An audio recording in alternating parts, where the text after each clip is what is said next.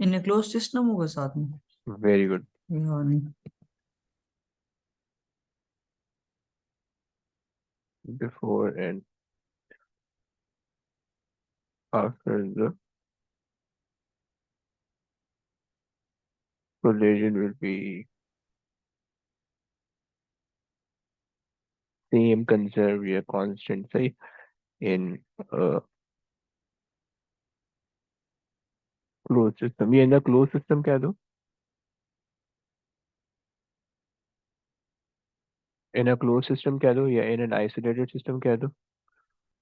Isolated system के total momentum conserve रहता है in an isolated system, the momentum before the collision is equal to the momentum after the collision, right. और देखो याद रखता है कि आइसोलेटेड सिस्टम या क्लोज सिस्टम लिखने का एक मार्क है, राइट। सो आपको अगर एक ये नहीं लिखोगे, सिर्फ टोटल मोमेंटम बिफोर और आफ्टर द कोलिजन लिखोगे, तो उसमें कोई एक नंबर मिलेगा उसका, सही है। अच्छा जी। और दूसरी चीज जो है हमारे पास क्या चीज है दूसरी, अच्छा सही। अम, अगर तुम रिजल्टेंट फोर्स भी लिख दो कि एक्सटर्नल फोर्सेस हमारे पास जीरो है, तो वो भी आपके पास काम कर जाएगा, राइट। क्योंकि अगर आपके पास आइसोलेटेड सिस्टम है तो उसके अंदर आप जीरो वो मान रहे हो कि एक्सटर्नल फोर्सेस आपके पास जीरो है। ओके, आगे आ जाओ, अगला पार्ट देखो। State the difference between an elastic and an inelastic collision. Hmm. तो इन इलास्टिक में एनर्जी, काइनेटिक एनर्जी कंजर्व नहीं होती। परफेक्ट। तो आपने कहा कि इलास्टिक के अंदर काइनेटिक एनर्जी कंजर्व रहती है, सही। फिर आगे आ जाओ। An object of A of mass 4.2 kilogram and horizontal velocity 3.6 meter per second moves towards object B as shown in figure 3.1. Object B of mass 1.5 kg is moving with a horizontal velocity of 1.2 meter per second towards object A. The objects collide and then both move to the right as shown in figure 3.2. Object A has a velocity v and object B has a velocity 3 meters per second. Calculate the velocity v of object A after the collision. क्या करोगे, कोई idea? तो total momentum before collision is equal to total momentum after collision, वो वाला perfect, formula लगाएं। Perfect, perfect, सही है। तो उसके लिए हमें सबसे पहले तो ये कंसिडर करना पड़ेगा कि हमारे पास जो है ना डायरेक्शन क्या क्या है, सही है। तो हमारे पास this is rightward, this is leftward and this is rightward, तो दिस इज ऑल्सो राइटवर्ड, सही। अब अगर हम टोटल मोमेंटम लगाएं, तो 4.2 वेलोसिटी है, 3.6 का मास है, सही है, प्लस 1.5 का मास है और माइनस 1.2 की वेलोसिटी है, is equal to after the collision में मेरे पास है 4.2 का जो मास है वो बी वेलोसिटी से मूव कर रहा है, प्लस 1.5 का जो मास है वो सी के वेलोसिटी से मूव कर रहा है, राइट। अच्छा देखो, मैंने ये चीज डायरेक्ट लिख दी है, सही है। अच्छा जी, चलो सही है। तुम अगर अच्छी वर्किंग करना चाह रहे हो तो तुम एक मार्क में ये भी एक एक ऊपर ये लिख दो कि total momentum before the collision is equal to total momentum after the collision, वो लिख दो। लेकिन यूजुअली जब वो आपको ये पूछ लेते हैं law of conservation of momentum, तो नहीं लिखना होता है इसके अंदर, सही। तो ये हमारे पास आ गया। अच्छा जरा सॉल्व करो, बताओ कितना आ रहा है। फोर पॉइंट सर टू मेरे पास कैलकुलेटर नहीं है। ओके। मैं लिख दूं? आजा भाई, लेके आ जाओ जल्दी से। कोई और बंदा अगर कोई कैलकुलेट करे तो भाई प्लीज कर दो।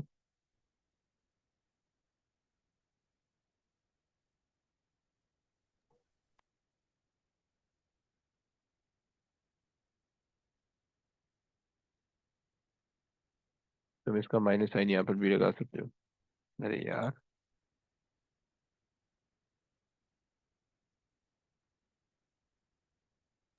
फिर 2.1 आ रहा है। Okay perfect. तो यू आर सेइंग के 2.1 आ रहा है, सही है। आपको ये वाला माइनस भी साइन कंसिडर करना है, ओके। आगे चलो, कासिम है या चले गए हो? सर आ गए। Okay. Determine whether the collision is in elastic or inelastic. Okay, क्या करोगे इलास्टिक और इनइलास्टिक के लिए? Hmm. इलास्टिक और इनइलास्टिक में पहले तो ये बताओ कि आपने बोला क्या था कि कौन सा कोलिजन इलास्टिक होता है, कौन सा इनइलास्टिक होता है? इलास्टिक में एनर्जी काइनेटिक एनर्जी कंजर्व होती है और इलास्टिक में कंजर्व नहीं होती काइनेटिक एनर्जी।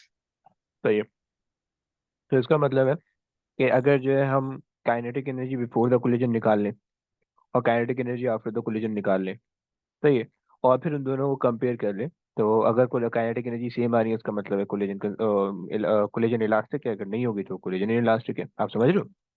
Yes, sir. तो लेट्स ट्राई। अच्छा, और मैंने आपको बताया था कि जब काइनेटिक एनर्जी का काम कर रहे होते हो तो हमें डायरेक्शन कंसिडर नहीं करनी होती है, सही है। तो हमने सिर्फ करना होगा काइनेटिक एनर्जी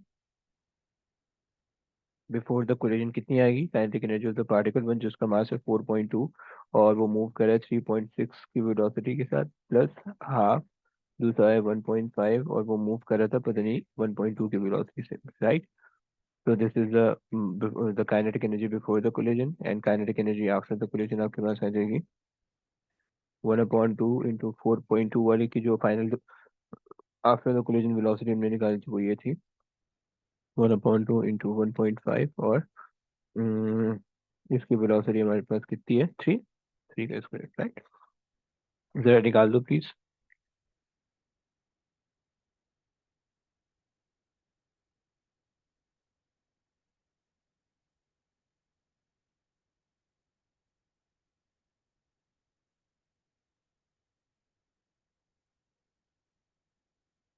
Sir, सर पहले पहला वाले बोलो बोलो। 28.296 आ रहा है। 28.296, ओके। और दूसरे वाले का? और कौन दूसरा बच्चा कौन बोल रहा था? मरियम आप बोल रही थी? जी क्या बोल रही हो? पहले कॉन्सेप्ट बता रही थी। ओके, दूसरे का भी निकालो प्लीज।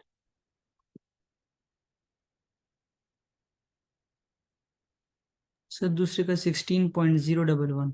16.01, सही। सो इसका मतलब है कि हमारे पास कोलिजन इन इलास्टिक है, right. Yes, sir. Collision is in elastic, right. और उसकी वजह क्या है कि हमारे पास जो काइनेटिक एनर्जी निकाली है, kinetic energy before the collision is not equal to kinetic energy after the collision, सही। चलो वेरी गुड हो गया। अच्छा जी, आगे चलें तो हमारे हमारे पास आता है, ओके। जरा ये वाला क्वेश्चन मुझे करवाएगा कौन? अच्छा, एक क्वेश्चन शुरू से लेते हैं एक आखिरी से लेते हैं ताकि थोड़ी सी चीजें चेंज हो जाए। चलो, ये वाला क्वेश्चन मुझे करवाना है अब्दुल्ला ने, अब्दुल्ला, दूसरे वाले अब्दुल्ला ने। अब्दुल्ला जरा बताओ कि principle of conservation of momentum क्या होता है?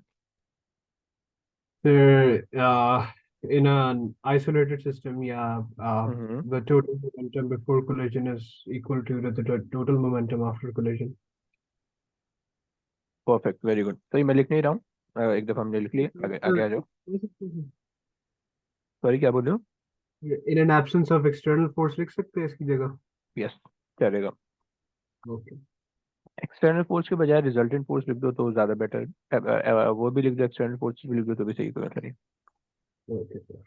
आगे आ जाओ।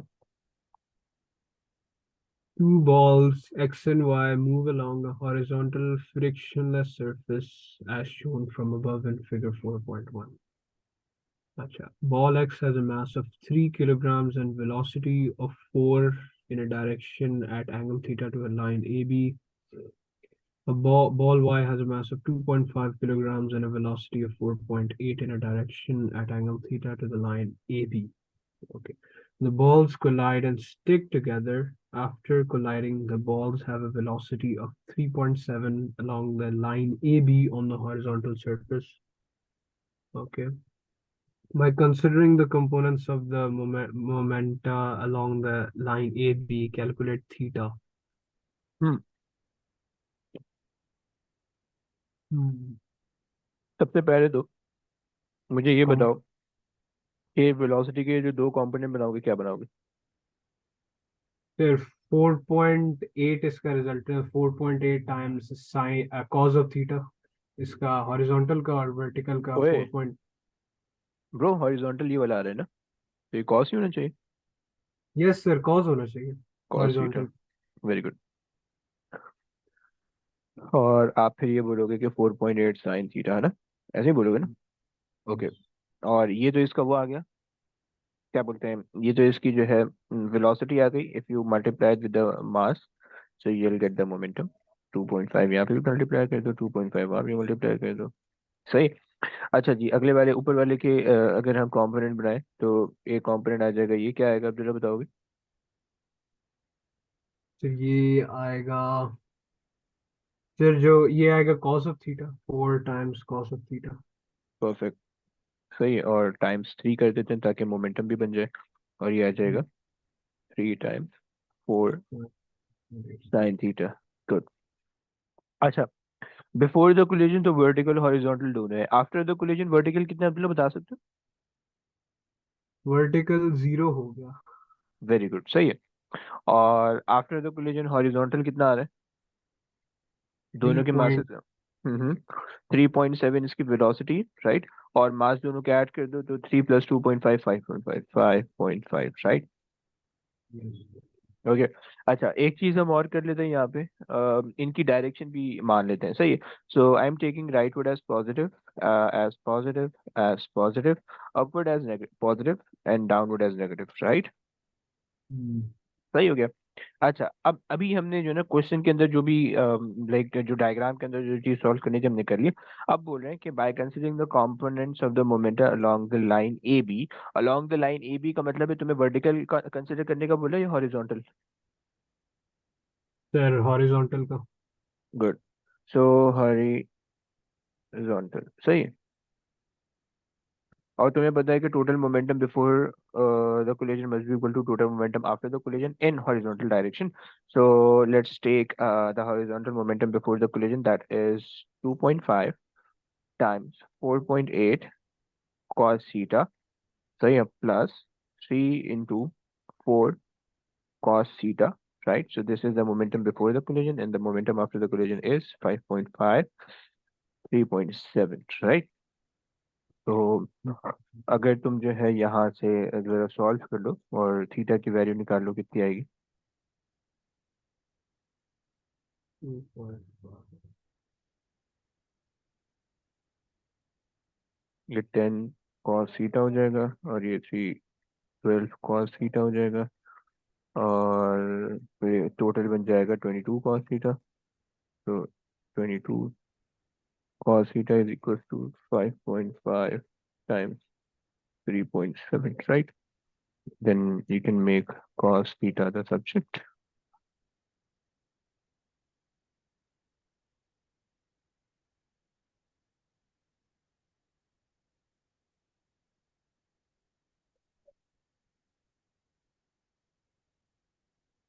कितना आ रहा है भाई 5.5.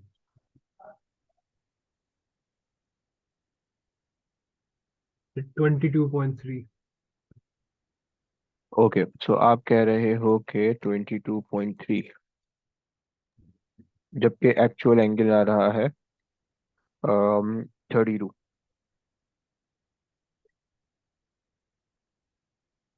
अच्छा एक काम करो सर आपने नहीं कैलकुलेशन में गलती किया। ये वाली कैलकुलेशन में मैंने गलती की है मैंने 8 जी मिस कर दिए हाँ 12 आ रही 12 क्वेश्चन ये 12 बन रहा है तो 24 जी बन ये जाएगा 12 बन गया 24 बन गया। गुड हो गया थैंक यू। तो ये आ जाएगा 24 इसको अब कर लो प्लीज। ओके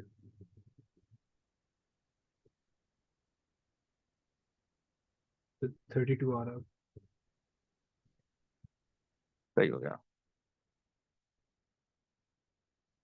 आगे आगे ब्रो क्या कह रहा है आगे।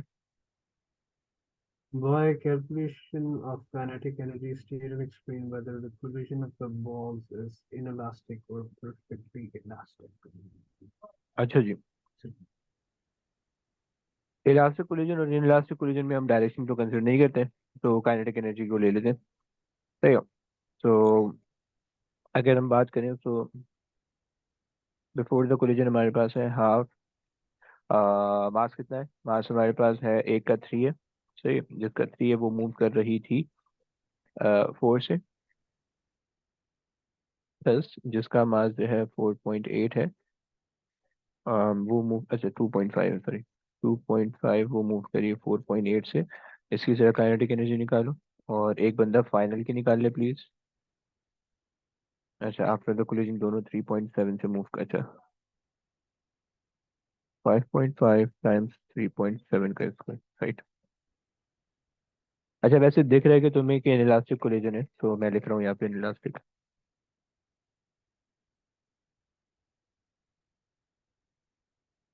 सही, क्योंकि दोनों पार्टिकल कोलाइड होकर कंबाइन हो रहे हैं, और हमने कहा था कि जब दो पार्टिकल कोलाइड होते हैं कंबाइन होते हैं तो वो इनइलास्टिक कोलिजन वो करते हैं, राइट। चलो अगर निकाल लिए, Sir, I have a question. बोलिए। वो जो हमने अभी पार्ट 1 किया है उसमें हमने हॉरिजॉन्टल मोमेंटम के कंपोनेंट्स लिए ना, अगर क्वेश्चन में तो वैसे लिखा हुआ है along the line yes, A B, लेकिन अगर आपने कुछ ऐसा कर लिया हो कि आपने वर्टिकल कंपोनेंट्स ले लियो और बी वो दूसरा वाले को 0 कर लिया और वर्टिकल कंपोनेंट्स ले लिया, आंसर थीटा तो 32 ही आएगा, लेकिन मार्क्स पूरे नहीं मिलेंगे ना। यार मेरे ख्याल से मिलेंगे ही नहीं, क्योंकि उसने क्वेश्चन के अंदर लिखा हुआ है, तो वो आपको ना लाइक जो मार्क दे रहा है वो उसी हिसाब से दे रहा है, समझ रहे हो। अच्छा ठीक है, तो ये ठीक है। सही है, खैर जिसका जो भी आंसर आ रहा है, लेकिन ये इलास्टिक कोलिजन होगा, सही है। चलो गुड हो गया, आगे आ जाओ। जरा करते हैं, ये तो फोर्स थोड़ा सा इन्वॉल्व हो रही है इसके अंदर। ये वाला क्वेश्चन करते हैं और ये करवाएंगे अब्दुल्ला से। अब्दुल्ला जरा बताओगे ये क्वेश्चन सॉल्व करवा दोगे? uh, Newton's third law of motion states that equal amount of force hmm, is sir याद नहीं है, अबे but it's like उर्दू में बता दे। when an अबे body is exerting a force on another body, the same body will exert the same type of force but in opposite direction and same magnitude. Perfect, सही बता रहे हो, सही है। तो सही है, अभी वैसे हमने पढ़ा नहीं है, लेकिन हम लिखते हैं कि भाई व्हेन, शायद इसमें नहीं, फोर्स से आगे नहीं आ गया। When body A exert force on body B, so body B will exert equal and opposite force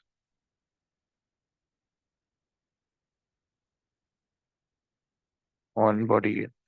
आगे चलो प्लीज।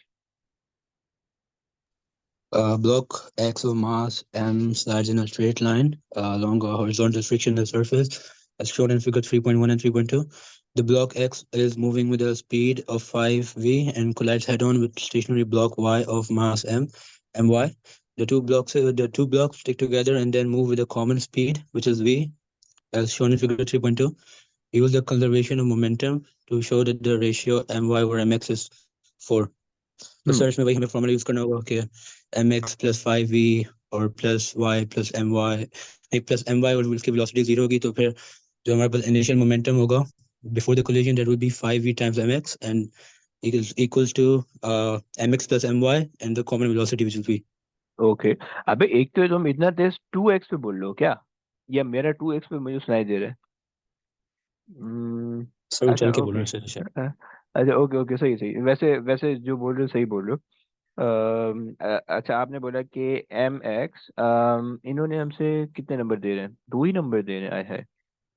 तो हमसे बोल रहे हैं कि एम एक्स, सही है, इसकी इनिशियल वेलोसिटी है 5v, सही है, और इसकी इनिशियल वेलोसिटी है 0, सही है, इज इक्वल्स टू, इन दोनों का कंबाइंड मास हो जाएगा M X plus M Y times इसकी वेलोसिटी v, राइट। तो हमें एम एक्स और एम वाई को सब्जेक्ट बनाना है, तो एम एक्स, या इसको हम लिख देते हैं 5 mxv is equals to mxv plus myv, right. तो अगर हम mx को इधर ले आए तो will get 4 mxv is equals to myv, right. हमने रेशियो बनाना है my ओवर mx का ना, v and v get cancelled, and my over mx is equals to 4, right. Bro समझ लो ना? जी सर। अब ये जरा मुझे करके दिखाओ, ये बहुत टाइट क्वेश्चन है। सर इसमें बस आपको x की काइनेटिक एनर्जी और y की आफ्टर, अच्छा तो हाँ सर वो दिखाएंगे आप ना। बिल्कुल दिखा दीजिए, क्या देखना चाहेंगे आप? तो सर जो रेशियो जो भी है, अगर हाँ। आफ्टर द काइनेटिक एनर्जी निकालनी है तो it will be mx plus my, जो टोटल मास है, और जो वेलोसिटी है उसका v स्क्वायर हो जाएगा, और फिर बिफोर वो सिर्फ x वाले के लिए होगा।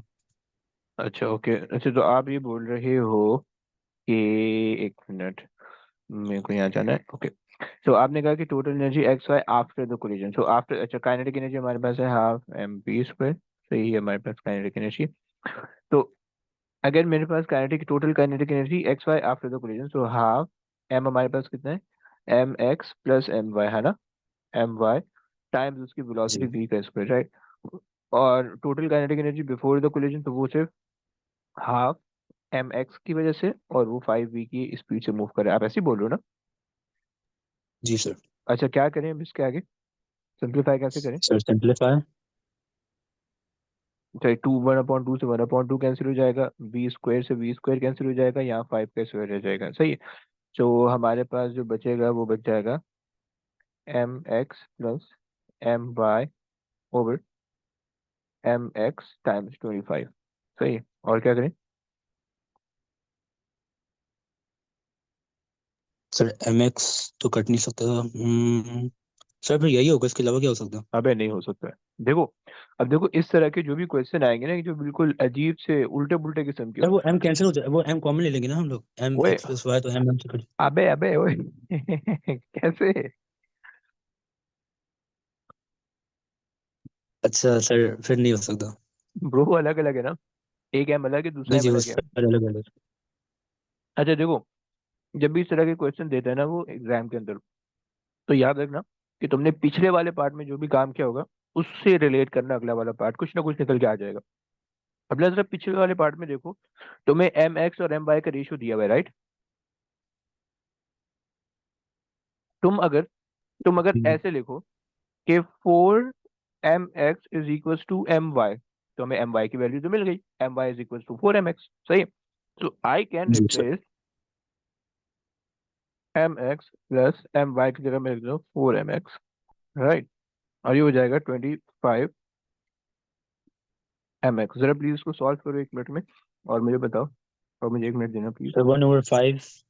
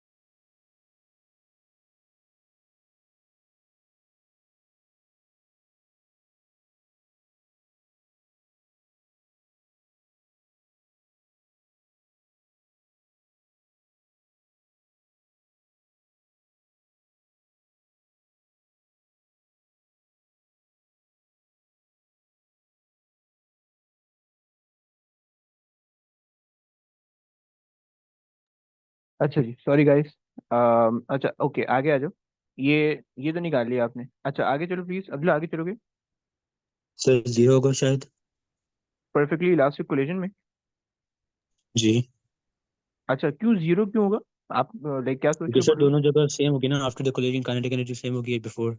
बिफोर भी सेम होगी, तो इसका मतलब है कि ऊपर भी आपके पास जो है सेम नंबर आ रहा होगा, नीचे भी सेम नंबर आ रहा होगा, ऐसे ही ना? यही सोच रहे हो? जी, और जब सेम नंबर कैंसिल होते हैं, जैसे मेरे पास 4/4 है, तो मैं कौन उसको आता है कैंसिल यहाँ करूंगा पे? तो हाँ, सही है ना, समझ गए? अच्छा जी। जी बाकी सर। ये फिलहाल ये रिजल्टेंट फोर्स की तरफ लेके जा रहे हैं, तो खैर अभी इसको छोड़ते हैं, आगे चलते हैं। अम्म ओके, अब करवाएंगे मरियम से, करवाते हैं मेरे क्वेश्चन। मरियम प्लीज ये वाला क्वेश्चन जरा हेल्प करना।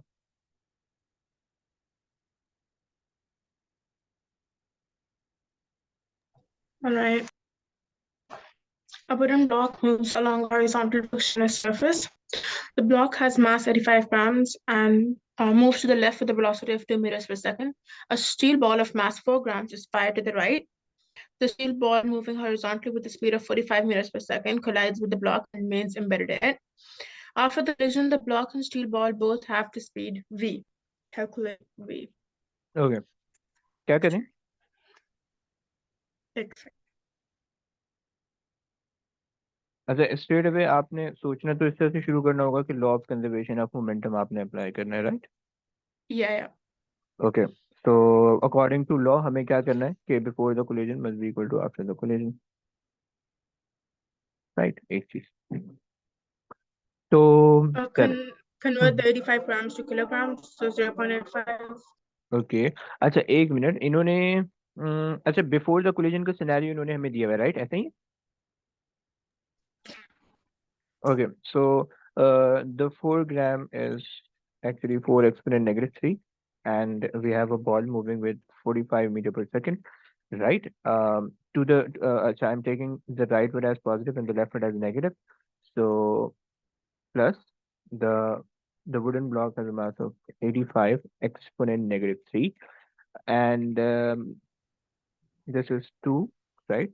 But with Yeah. negative sign, right? So this is the momentum before the collision. Um, After you're going to add the masses and multiply that by v. Momentum. okay, perfect. So the mass will be 89 exponent negative 3, and the velocity will be v, right? G. Okay, so please calculate. आपके पास हो जाएगा। Sir, why did we convert the masses to kg? है ना, वो cancel हो रहा है ना? बिल्कुल।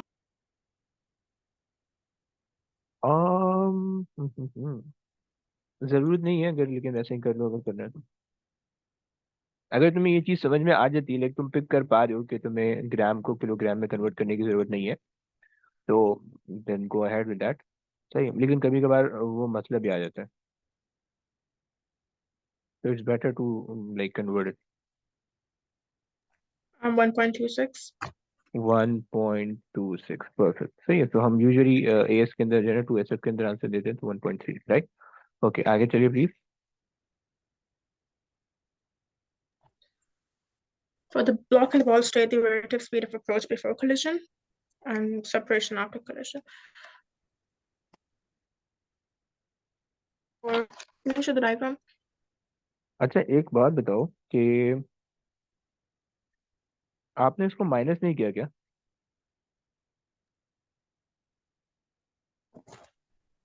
क्या भाई? I'll do it again. It's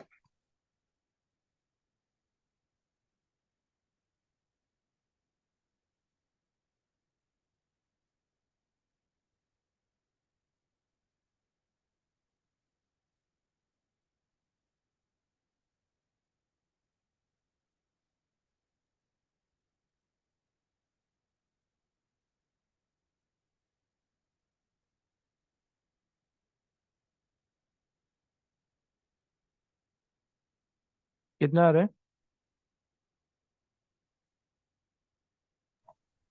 1 second.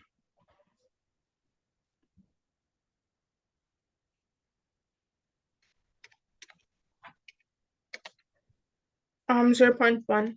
Perfect. बस सिर्फ 0.1 112 ओके 0.1 11 ले लेते हैं सही 2 SF के अंदर ओके आगे चले please Relative speed of approach. It's in opposite directions, right? So we'll add. Very good यार 47 राइट Yes. बिकॉज And एक मिनट क्यों ऐड क्यों करें क्योंकि 1 सेकंड के अंदर the steel ball is moving 45 meters and in that same second the block moves 2 meter right so वो इस वजह से 1 मीटर के अंदर ओवरऑल 47 मीटर का डिस्टेंस कवर हो 1 सेकंड के अंदर 47 मीटर का डिस्टेंस कवर हो that's why we are saying we are adding right yes. okay and what about the relative velocity of separation They're moving together. so they are not separating इसका मतलब है 0 Yeah. good आगे चलिए It's inelastic. ओए Okay. ओए Relative speed of approach does not equal the relative speed of separation. सही okay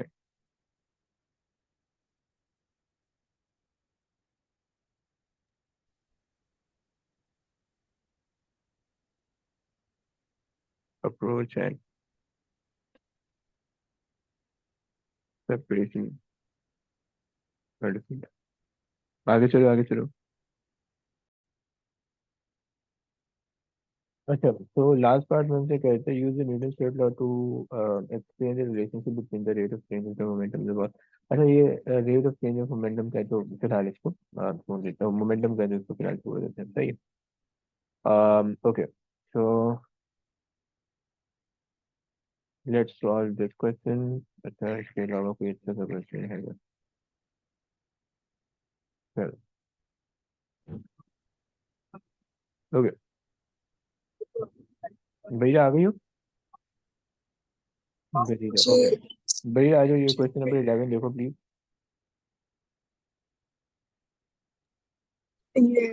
Question 3, question 11 11. Yes Acha. The mass of the body is the amount of matter in the object,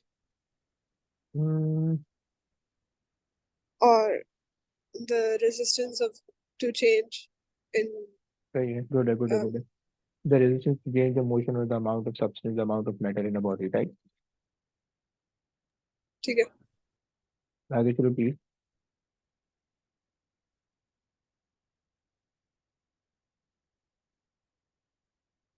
आगे चलो यार read कर लो please Two blocks travel directly towards each other along a horizontal frictionless surface.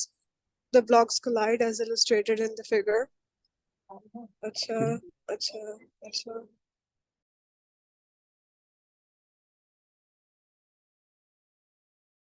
आगे.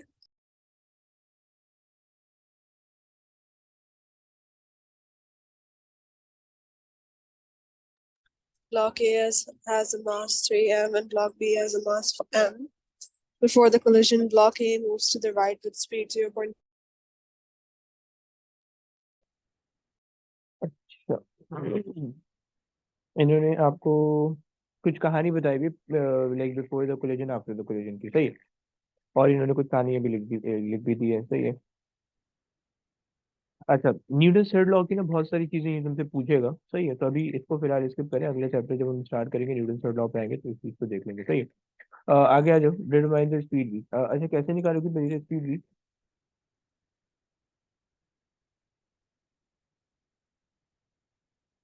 हमें जो है इन्होंने momentum apply कर लेते हैं positive negative positive and positive right हमने डायरेक्शन ले ली we have mass in the form of m and 3m so let's take so 3m times the velocity is 0.4 m उसकी दूसरे वाले की वेलोसिटी है टाइम्स जो दूसरे वाले का मास है minus 0.25 I think 0.25 okay and after the collision the mass is 3m times the velocity 0.2 and okay so M and V. Okay, तो अगर हम इसको सॉल्व करें तो 3 4 12 1.2 एम, और ये प्लीज कोई कैलकुलेट भी करते रहे, minus 0.25 M is equal to 0.6 m plus mv, right? So we can take m common and cancel out. तो हमारे पास this चीज रह जाएगी, तो 1.2 minus 0.25 minus 0.6, right, is equals to b, right? तो जरा निकाल दोगे प्लीज, कोई निकाल देगा? 1.2 0.5 में से माइनस करोगे गेट 0.95, और 6 माइनस करोगे तो 0.35। क्या ऐसी वेलोसिटी आ रही है?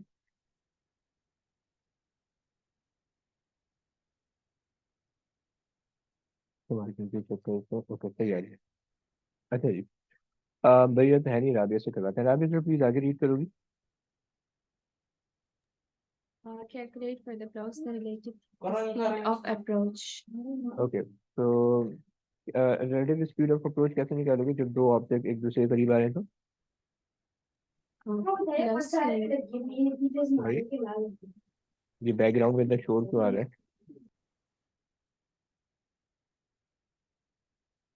अच्छा, तो हमारे पास क्योंकि दो ऑब्जेक्ट एक ही डायरेक्शन में, ऑपोजिट डायरेक्शन में मूव कर रहे हैं, तो इसका मतलब है कि हमारे पास जो है, हमें इनकी वेलोसिटी को ऐड कर लेना, सही है? तो हमारे पास 0.65, राइट, 4565, ओके।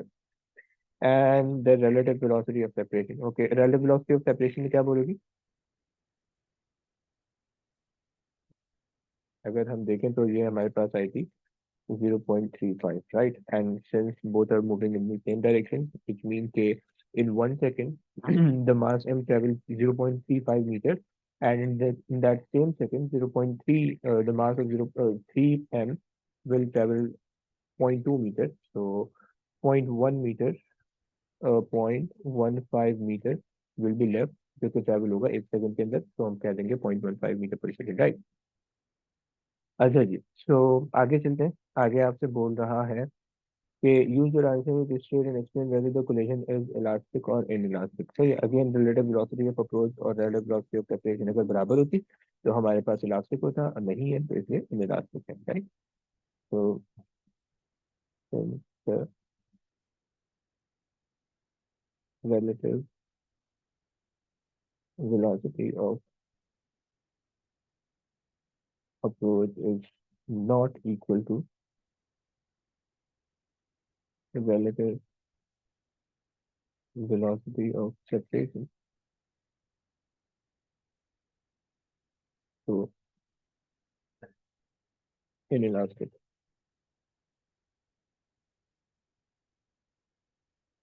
Inelastic, सही।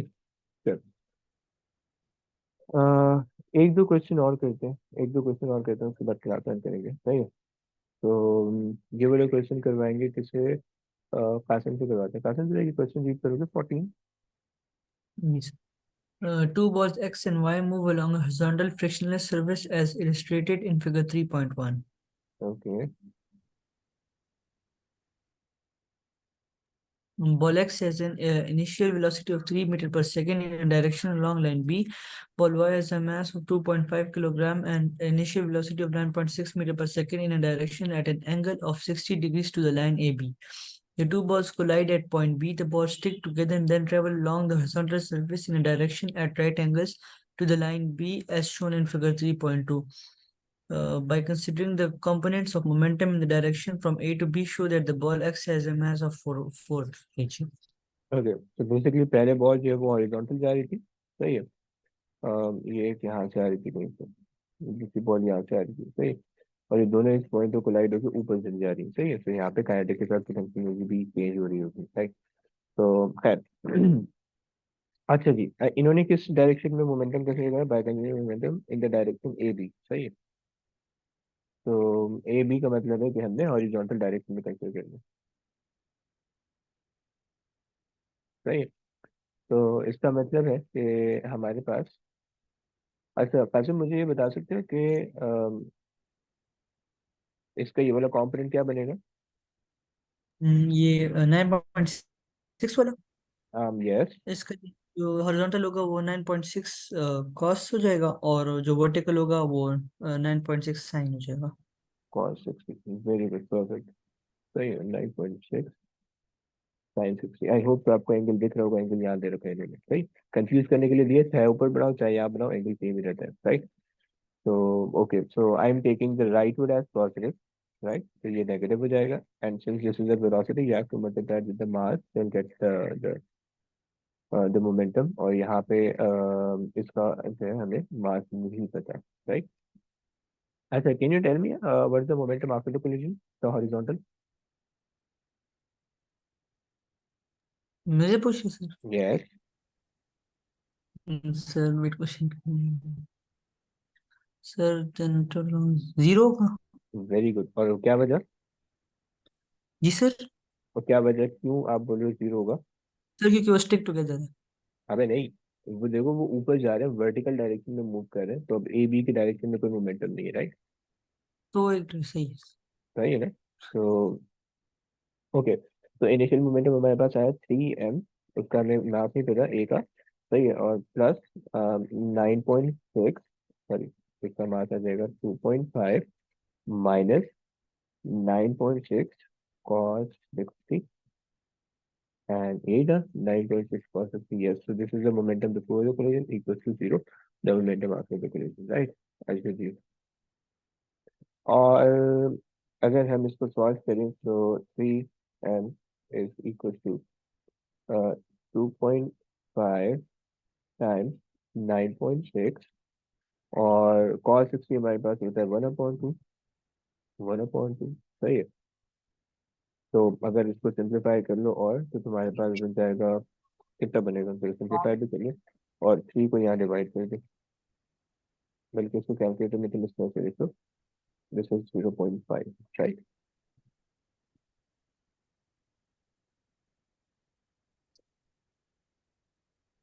सर 4 आता।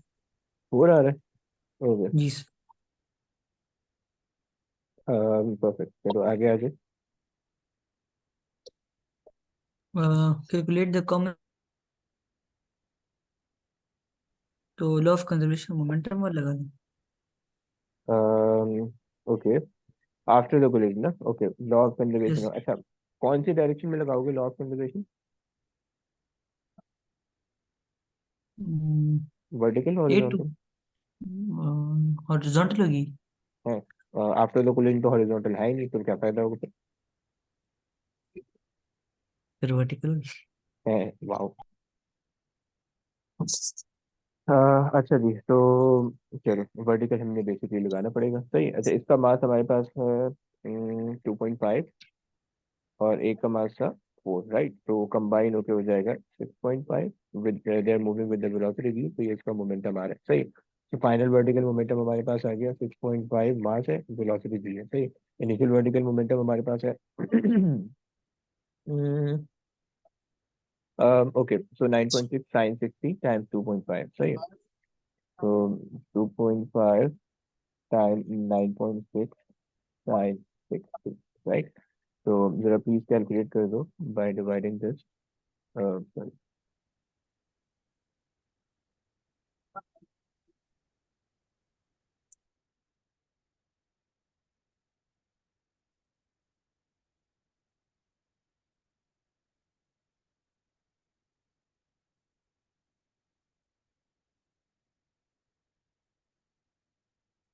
यस, कितना आ रहा सर 2 मिनट। है? सर 3.197। ओके, तो 3.2 ले लेते हैं। Perfect. अच्छा जी, आगे चलो। Determine the difference between the initial kinetic energy of ball X and the initial kinetic energy of ball Y. Okay, सही है। सो काइनेटिक एनर्जी हमारे पास आ जाएगी हाफ एम, अच्छा, एक्स का जो मास है वो 4 था, और एक्स जो मूव करी थी वो 3 मीटर पर सेकंड से मूव करी थी, right? Yes. और आफ्टर द कोलिजन, अच्छा, initial kinetic energy of ball X, and दूसरी वाली क्या है? Initial kinetic energy of ball Y, okay, so 2.5 उसका मास था और उसकी वेलोसिटी 9.6 और वो मूव करी थी एक एंगल पे, लेकिन मैंने आपको बताया था कि एंगल की वैल्यू हमने डायरेक्शन हमने कंसिडर नहीं करनी है जब हम काइनेटिक एनर्जी निकालते हैं। तो चाहे पॉजिटिव नेगेटिव साइन हो चाहे एंगल हो, हमें डायरेक्शन कंसिडर नहीं करनी है। तो अब आप ऐसे ही निकाल लो, तो ये हो जाएगा 2 और 3 का स्क्वायर 9 हो जाएगा, 2 का 18 और ये हो जाएगा 9, अच्छा जी इसको स्क्वायर करोगे हो जाएगा 1.25 और 9 का स्क्वायर 81 और 36, तो 115.2 आ रहा है। 115.2 इतना ज्यादा आ रहा है, पक्की बात है? नहीं सर, ये इस सेकंड वाले का आ रहा है। ओके 115.2।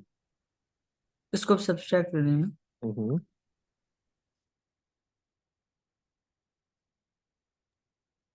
97.2 आ रहा है। परफेक्ट, 97.2 फ्रॉम 97 ले लेते हैं, सही।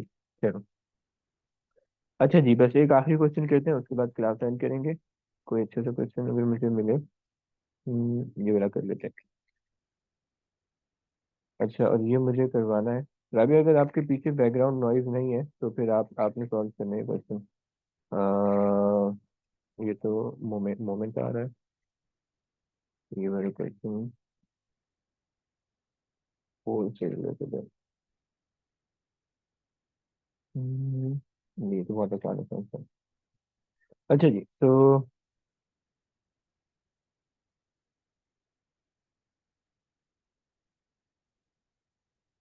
इन दोनों में से हम कोई एक कर लेते हैं।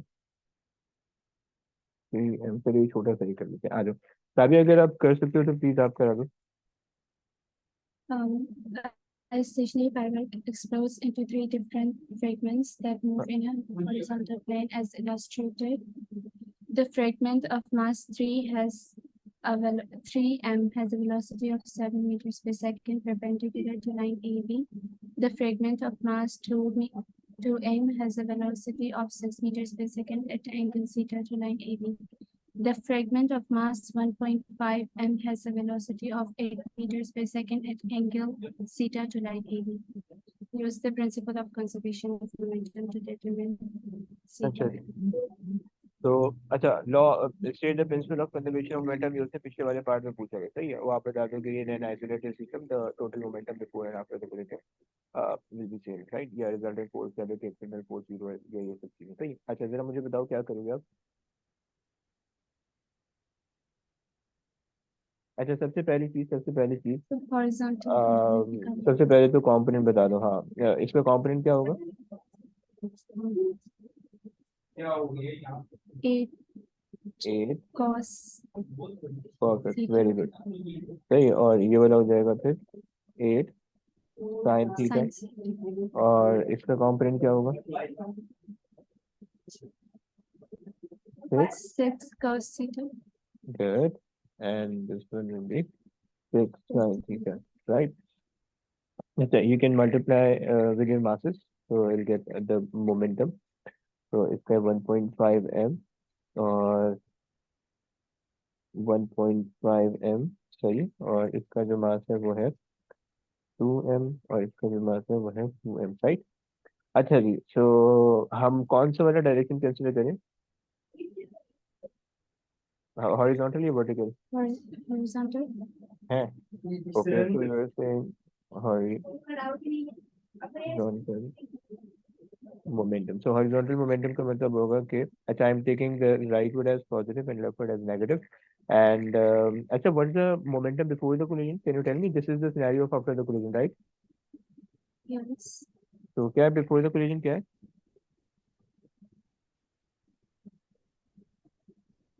उन्होंने अंग्रेजी में लिख के दिया है, वो नंबर में नहीं है।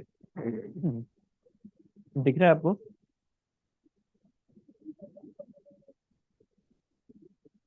Okay. Zero. राइट, परफेक्ट, सही है। So before the collision is 0, so 2m times minus 6 cos theta. This is the momentum after the collision of one particle, and the second particle is uh, 8 cos theta, right? Yeah, क्या? अच्छा, if we solve them तो ये हो जाएगा इसको इधर move कर देते हैं इक्वल टू के, तो ये हो जाएगा 12m cos theta and this become 4 3 12m cos, भाई 12 है cos थीटा, एक minute, 3/2 into 8, 2 is 2, 2 4 is 8, 3 4 is 12। Same. अच्छा जी, तो m ये कैंसिल, ये तो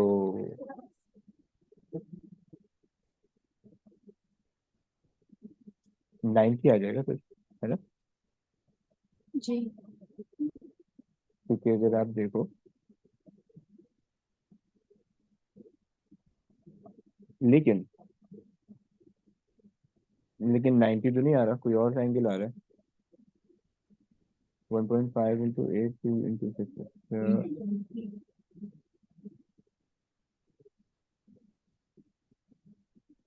एक मिनट, हमने कुछ गलती कर रखी होगी फिर। अच्छा, तो इसका मतलब है कि हम हॉरिजॉन्टल से सॉल्व ही नहीं कर सकते, तो वर्टिकल जरा लगाते हैं। अगर वर्टिकल लगाएं,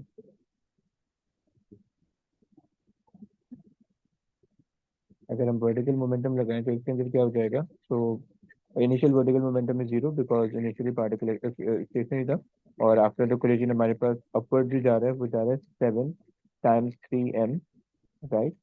और जो डाउनवर्ड जा रहे हैं वो 2 जा रहे हैं, I am taking that downward as negative.